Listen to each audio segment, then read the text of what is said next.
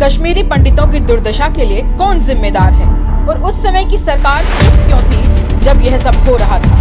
क्या देश के पीएम बापू के आदर्शों से लेकर कश्मीरी पंडितों के दर्द तक सब कुछ फिल्मों के जिम्मे छोड़ देना चाहते हैं?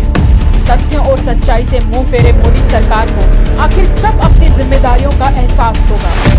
आखिर कब तक केवल झूठ, नफरत, बंटवारे में ही राजनीतिक अवसर तलाशते रहेंगे?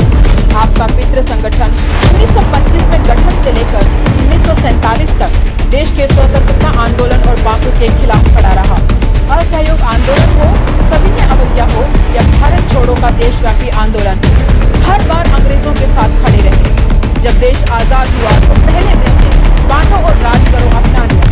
मोदी जी बताएं, जब 1990 में कश्मीरी पंडित आतंक और बर्बरता के साए में पलायन को मजबूर हुए, तब भाजपा के 85 सांसद जिनके समर्थन से केंद्र की डीपी सिंह सरकार चली, क्या कर सीएम को हटाकर उनके बिठाए राज्यपाल ने सुरक्षा देने की बजाय पंडितों को पलायन के लिए क्यों उकसाया?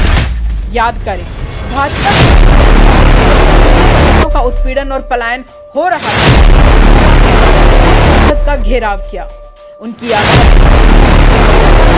त्रासदी को मौन समर्थन दिया, रथ यात्रा निकालते रहे। ये तब भी वैसे थे और अब भी वैसे ही हैं। 8 सालों में मोदी सरकार ने कश्मीरी पंडितों के पुनर्वास के लिए क्या किया? कश्मीर में फिर से हालात बदतर हुए, हिंसा बढ़ी और हजारों कश्मीरियों को पलायन करना पड़ा। जब कश्मीरी पंडितों के लिए कुछ नहीं कर सके तो फिल्म दिखाने में जुट गए।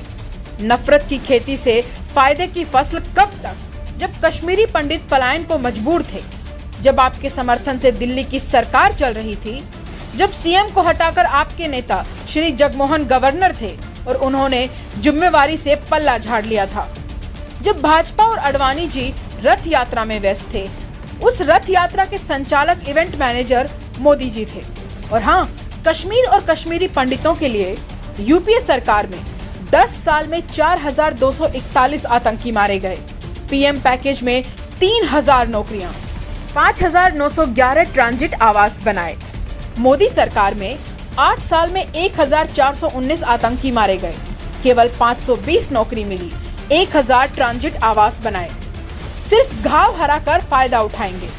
यह भाजपा का कालक्रम है कि वह पहले खुद मुद्दे खड़े करती है, उसके समाधान का श्रेय लेती है और फिर प्रचार प्रसार के लिए करदाताओं के पैसे खर्च करती है। हमें भारतीय होने के नाते सावधान रहने की जरूरत है, क्योंकि बीजेपी एक बार फिर भारत को बांटने और राज करने की कोशिश कर रही है।